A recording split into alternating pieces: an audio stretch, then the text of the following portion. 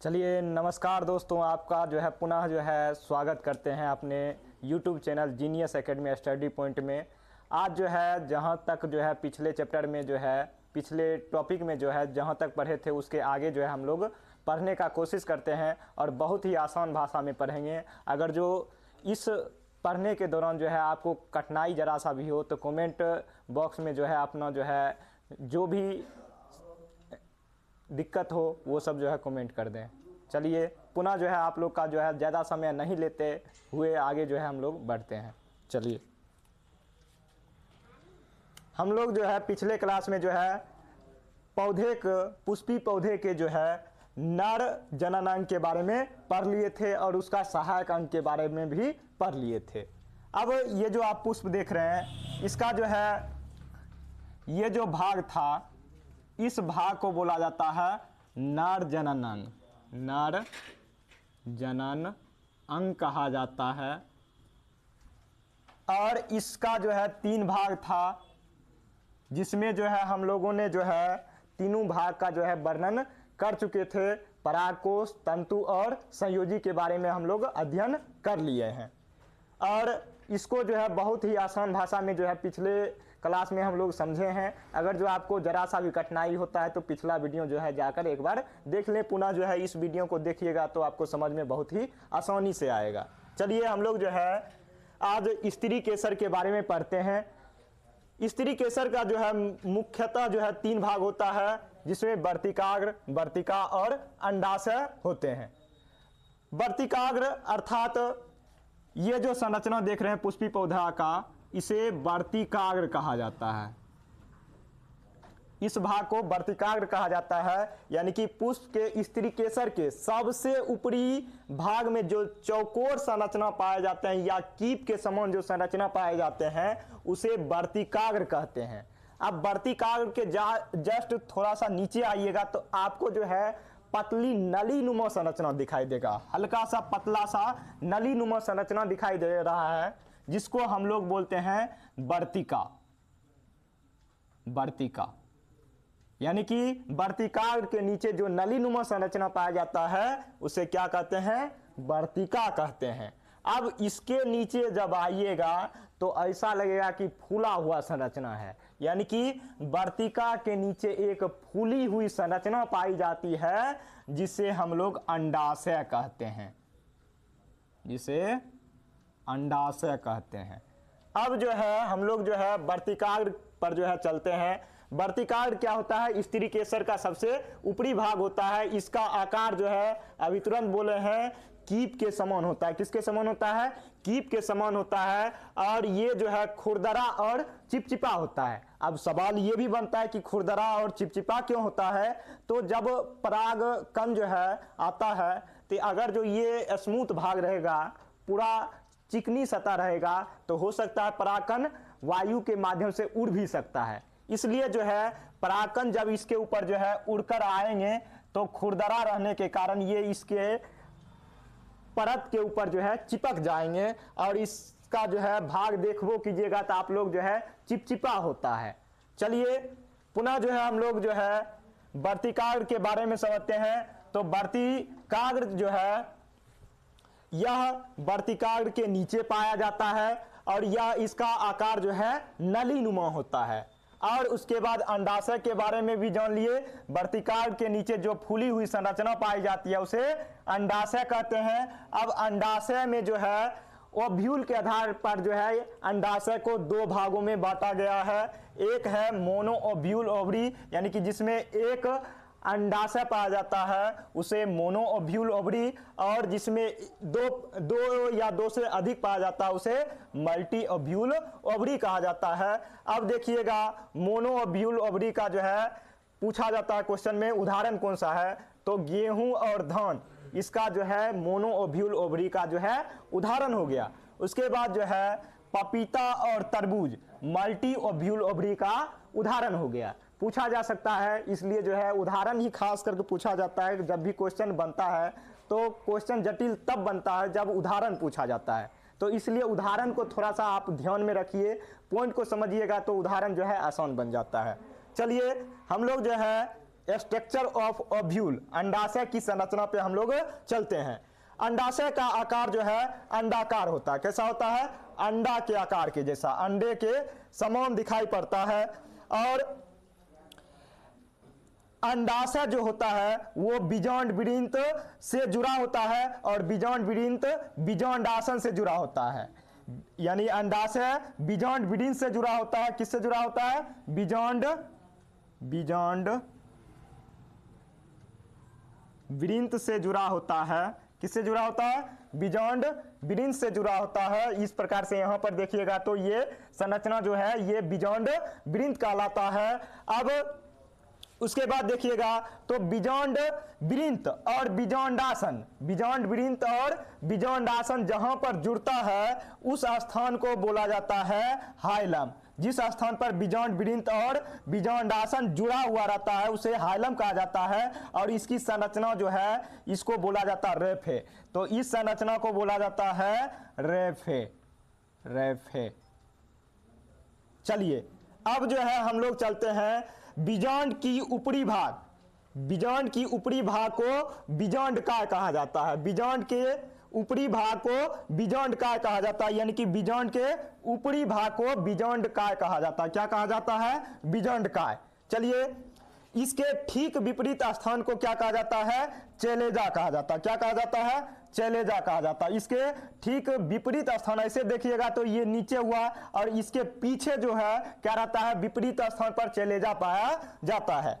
चलिए तो पूछा जाता है क्वेश्चन में जो है बीजांडकाय जो है इसके पीछे वाले संरचना को या ठीक विपरीत वाले संरचना को क्या कहा जाता है? चेलेजा कहा जाता है। ध्यान रखिएगा बीजांडकाय के ठीक विपरीत वाले स्थान को चेलेजा कहा जाता है। चलिए हम लोग जो है पुनः जो है आगे बढ़ते हैं। बीजांड और बीजांड जो होता है वो भ्रूण कोश का निर्माण करता है। भ्रूण कोश बीजांड जो है भ्रूण कोश का निर्माण करता है और इसी से जो है हमारा मादा युग्मक का निर्माण होता है। और मादा युग्मक का निर्माण कैसे होता है इस प्रक्रिया को जो है बहुत ही आसानी पूर्वक हम लोग समझते हैं। ये जो संरचना देख रहे हैं इसमें जो है आपको टोटल 7 सेल दिख रहा होगा। 7 सेल कैसे है?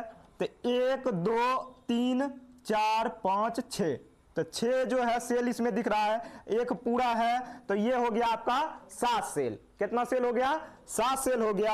और इसमें जो है देखिएगा तो ये जो संरचना है इसको बोला जाता है द्वितीयक केंद्रक। तो इस प्रकार से 7 कोशिका में जो है टोटल कितना केंद्रक पाया जाता है? 8 केंद्रक पाया जाता है। अब देखिएगा जो अंडाणु होता है इसमें मातृ कोशिका जो है द्विगुणी संरचना में पाए जाते हैं। और जब इसमें विभाजन होता है तो इसमें जो है 4 कोशिका का निर्माण होता है। 4 युग्मक का निर्माण होता है जिसमें से 3 कोशिका क्या हो जाता है? मर जाता है, यानी कि डेड हो जाता है। इसकी 3 कोशिका डेड हो जाती है जिसके फलस्वरूप जो है केवल 1 कोशिका बनती है। और 1 कोशिका जो है बार बार विभाजित होकर 7 कोशिका और 8 केंद्रक का निर्माण करती है। इसमें जो है इस 7 केंद्रक को जो है हम लोग 3 भागों में बांटते हैं: प्रतिमुख कोशिका, द्वितीयक केंद्रक और अंड कोशिका। चलिए प्रतिमुख कोशिका के बारे में जानते हैं। तो ये जो ऊपरी वाला भाग है इसको बोला जाता है प्रतिमुख कोशिका। यह जो है अगुणी संरचना में पाया जाता है। और ध्यान रखिएगा क्वेश्चन भी पूछा जाता है प्रतिमुख कोशिका किस संरचना में पाई जाती है या किस फॉर्मेशन में पाई जाती है। तो यह जो है अगुणी संरचना यानी कि एन के फॉर्मेशन में पाई जाती है। इसकी संख्या जो होती है वो 3 होती है। और यह अंडाणु को क्या प्रदान करता है? पोषण प्रदान करता है। पूछा जाता है प्रतिमुख कोशिका का जो है कार्य क्या होता है? यह अंडाणु को क्या प्रदान करते हैं? पोषण प्रदान करते हैं, न्यूट्रिशन प्रदान करते हैं। और यह जो है चेलेजा की ओर पाई जाती है, यानी कि चेलेजा की ओर यह पाई जाती है। चलिए पुनः जो है हम लोग द्वितीयक केंद्रक पर आते हैं। यानी कि द्वितीयक केंद्रक ये जो संरचना देख रहे हैं इसको बोला जाता है द्वितीयक केंद्रक। तो स्वाभाविक बात है इसकी संख्या जो है 2n की फॉर्मेशन में होगी।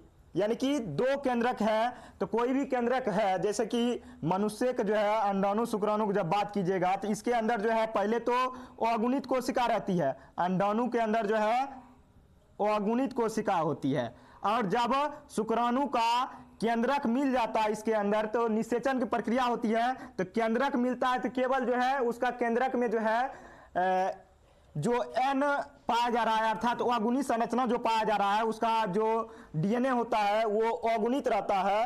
तो ये दोनों आपस में जब जुड़ता है तो ये जो है द्विगुणित संरचना का निर्माण करता है। तो ठीक उसी प्रकार जो हमारे द्वितीय केंद्रक है यह जो है भ्रूणपोष के मध्य में पाई जाती है और यह जो है द्विगुणित संरचना के रूप में पाई जाती है। अब स्वाभाविक सी बात है द्विगुणित संरचना में पाई जा रही है तो इसमें जो है जब पोलिनेशन होगा यानी परागन की क्रिया होगी तो इसमें जो है परागकण यानी कि नर युग्मक जब मिलेगा, यानी कि नर युग्मक क्या कहलाता है अगुणित संरचना में रहता है, तो N जब मिलेगा तो ये किस फॉर्मेशन में आ जाएगा आपका 3N के फॉर्मेशन में आ जाएगा। तो पूछा जाता है कि भ्रूणपोष जो है किस संरचना में पाई जाती है, तो वह जो है आपका जो है 3N के फॉर्मेशन में पूछा जाता है।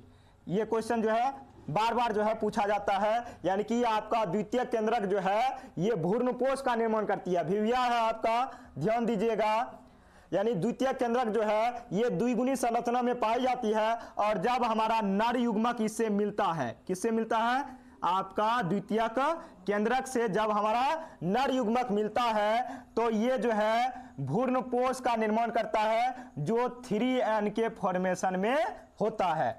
चलिए हम लोग जो है पुनः जो है अंड कोशिका पर वार्तालाप करते हैं। चलिए अंड कोशिका जो है इसके निचली जो हिस्से में कोशिका पाई जा रही है या बीजांड की ओर जो कोशिका पाई जा रही है उसे जो है हम लोग बोलते हैं अंड कोशिका। अंड कोशिका भ्रूणपोष के बीजांड द्वार की ओर पाई जाती है जिसे हम अंड उपकरण या अंड कोशिका कहते हैं। यह जो है अगुणित संरचना यानी कि N के फॉर्मेशन में होता है। पुनः जो है आप लोग को यहाँ तक समझने में अगर जो कठिनाई है तो आप लोग कमेंट कीजिएगा और पुनः जो है आपके बातों पर जो है कमेंट को देखते हुए जो है बताया जाएगा। तब तक के लिए जो है आप लोग थोड़ा सा स्क्रीनशॉट ले लीजिए और पुनः जो है मिटाकर जो है हम लोग पुनः जो है लिखकर जो है आपको समझाएंगे। बने रहिए आप लोग, स्क्रीनशॉट लेना है तो ले लीजिए। चलिए पुनः जो है उसी टॉपिक को आगे बढ़ाते हुए हम लोग जो है अगले टॉपिक परागन पर समझते हैं। परागन क्या होता है, यानी कि परागकोश से परागकण निकलकर स्वयं के वर्तिकाग्र या उसी जाति के अन्य पौधे के वर्तिकाग्र तक जाने की क्रिया को जो है हम लोग परागन कहते हैं। अब यहाँ पर दो स्थिति उत्पन्न हुआ, यानी कि स्वयं के वर्तिकाग्र या उसी जाति के अन्य पौधे के पुष्प के वर्तिकाग्र तक जाने की क्रिया को क्या कहते हैं हम लोग परागन कहते हैं। जब स्वयं के वर्तिकाग्र पर जाएगा तो इसको बोला जाता है स्वपरागन। स्वयं के वर्तिकाग्र पर जाने की क्रिया को स्वपरागन। अगर जो दूसरे पौधे के यानी कि उसी जाति के दूसरे पौधे के वर्तिकाग्र तक परागन गया तो उसको बोला जाता है परपरागन। चलिए स्वपरागन को भी समझते हैं। तो स्वपरागन जो है दो प्रकार के होते हैं। पहला होता है स्वयुग्मन और दूसरा होता है स्वजात पुष्पी परागन। अर्थात स्वयुग्मन किसे कहते हैं, तो जब एक ही पुष्प यानी कि ये आपका पुष्प है, अब इसमें से परागकण निकला और इसी के वर्तिकाग्र में चला गया तो ये जो है कहलाएगा आपका स्वयुग्मन।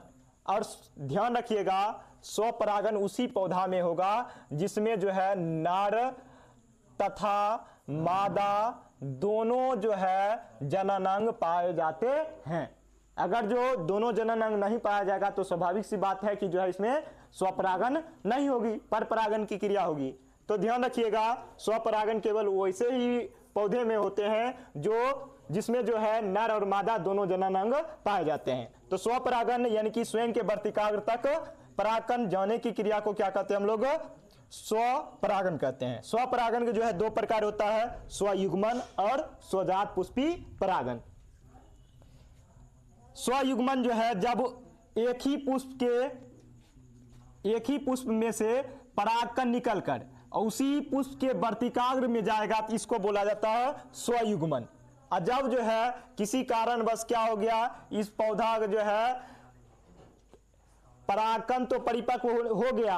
अब परागकण परिपक्व होगा तो स्वाभाविक बात है कि जो है क्या निकलेगा, परागकण निकलेगा। अब परागकण निकलेगा तो ये जो है इसका जो है मानिए कि जो है ये वर्तिकाग्र जो है या अंडाशय जो है परिपक्व नहीं हुआ है, तो इसमें परागन की क्रिया तो उस समय नहीं होगी, तो इसका परागकण निकलकर दूसरे पुष्प का जो है जो वर्तिकाग्र रहेगा, जो परिपक्व हुआ रहेगा, उस पे जाकर ये परागकण जो है परागन की क्रिया कर लेगी। तो इसको बोला जाता है स्वजात पुष्पी परागन, यानी कि इस पौधा का परागकण निकल गया इस पुष्प का, और इसी जो पौधा है इसमें अन्य पुष्प जो लगा रहेगा उसमें जो है उसके वर्तिकाग्र पर जो है परागकण पहुंच जाएगा, तो इसको बोला जाता है स्वजात पुष्पी परागन। चलिए अब स्वयुग्मन अर्थात जो है उसी पुष्प के अंदर जो है परागन की क्रिया होगी, तो कैसे होगा, जब ये दोनों अंग इसका जो है नार युग्मक और मादा युग्मक दोनों एक साथ अगर जो परिपक्व होगा तब उसमें समकाल परिपक्वता होगा, यानी कि जब पुष्प के नार जननांग और मादा जननांग एक ही साथ परिपक्व होते हैं तब उसको बोला जाता है समकाल पक्वता बोला जाता है। ऐसा आपका गुलबौस और सदाबहार में होता है, सदाबहार पौधे में। चलिए अगला समझते हैं अनुन्मूल्य परागन, यानी कि जब किसी कारणवश जो है पौधा का पुष्प क्या रह जाता है, बंद रह जाता है, तो उसके कारण जो है इसमें जो है पर परागन की क्रिया होती है। तो ऐसे जो है डोसेरा ये सब जो है, और कुछ ऐसे भी पौधे हैं जिसमें जो है किसी कारणवश जो है इसका अन्य अंग जो है किसी कारणवश मानिए कि इसका नर जननांग ही क्या हो गया है, कट गया है, तो उस समय जो है इसमें जो है स्वपरागन की क्रिया नहीं होगी, इसमें जो है परपरागन की क्रिया होगी, अन्य पौधे से जो है परागकण आएगा। चलिए हम लोग अगला समझते हैं स्वविफल युक्ति, यानी कि किसी कारणवश क्या हो पाता है कि जो हमारा पौधा है उसमें परपरागन तो हो रहा है, परपरागन किसे कहते हैं, तो अन्य पौधे के वर्तिकाग्र तक जब परागकण जाएगा तो उसको बोलते हैं हम लोग परपरागन।